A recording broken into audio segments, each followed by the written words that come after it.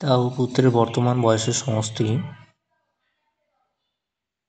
100 বছর। 5 বছর আগে পিতার বয়স পুত্রের বয়সের দ্বিগুণ হলে পিতার বয়স কত?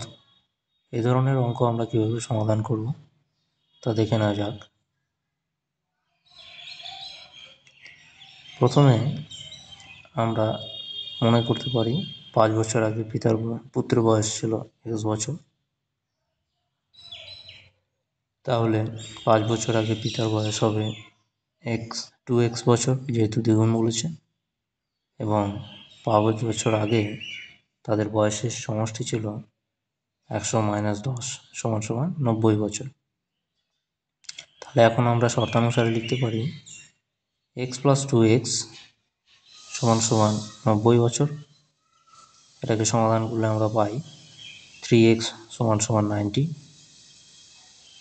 এবং x = 30।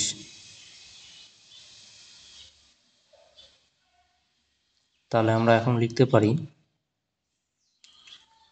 5 বছর আগে পুত্রের বয়স ছিল 30 বছর এবং পিতার বয়স ছিল 30 × 2 60 বছর।